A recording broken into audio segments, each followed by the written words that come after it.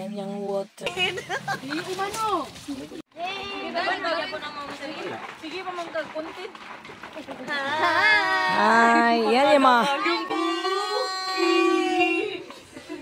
Good morning, good morning. Dalagang buki. Ano? Dara ba ng dalagang bukid? Ano, Dede? Madura si Kuya, si Ivana. Ay, oh, wala man. Tawa po. Hi guys, good morning. Oh, dala kami ng planggana. Maglaba. Yan. Oh, adto na pud mi dito sa may kuan. Mabasing may yun uy, naka-makeup. Nag-makeup talaga ako kasi maaga ako kanina nag-live sa Asian Hope. Wala na ako matanggal, doon na lang. So, yan. Oo. Maglaba kami kay mahirap man na ilaba namin at saka maligo sa yung iniigib nila rito. Imagine yung akyatin galing diyan hanggang dito sa taas. Kawawa yung mag-igib. Tingnan yung mga kapatid, oh. Yung mga dahon. Kadili pwede dito. Ari na dili. Namatay. Gagana sila dito. Ano, yan. Sila kasi intay sa motor. Ang kahoy ako nabalakan kung natumbol sila sa kahoy. Eh, wala ko sa sila, sila. Yan, maglaba.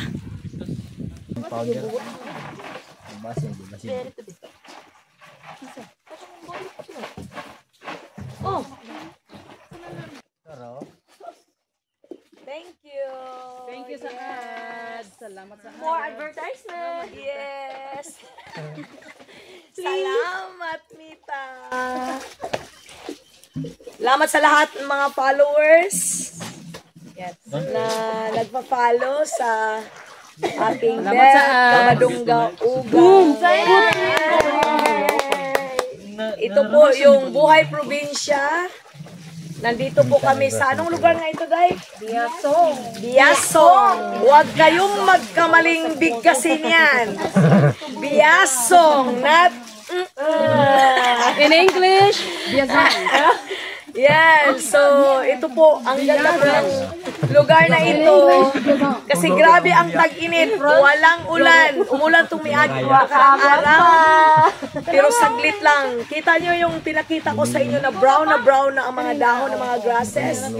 Pero salamat sa Lord kasi ito, oh, tuloy-tuloy ang tubig. Galing yan sa ilalim ng bundok na yan. Kaya ito yung tubig na pwedeng mainom. Pure mineral. Good for the health. Gusto niyong hahaba ang buhay? Just come to this water. Just like Jesus said, come unto me. O, naiba na yata. Sabi doon, I am the living water, sabi ni Jesus. Ang sino mang iinom, hindi na kailan mauhaw. So ito po, mauhaw ka pa rin pag muinom ka nito. Pero matagbaw. So matagbaw sa Tagalog, mapnik, isa Ilocano, masatisfied ka. Oo, sa water na ito, na sa Ilocano pa mabangaran ka. No? So ito po yung water na ito. Kaya mamaya-maya, maliligo po kami rito. Ngayon, naglalaba pa muna kami. Buhay probinsya. Bihira lang po yan makikita ngayon. Kasi ang mga tao ngayon, mayroong tawag nito, washing machine. Oo, naanay mga tawag nito, mga laundry shop. Hindi na kailangan magpagod, pero ito purely panahon pa ng mga katatay-tatayan natin, kananay-nanayan natin. Oh, ito po. So, yan. God bless po. Again, thank you sa lahat na sumusubaybay at sumusunod sa programang Bet Kabadungga Ugang Vlog. God bless you.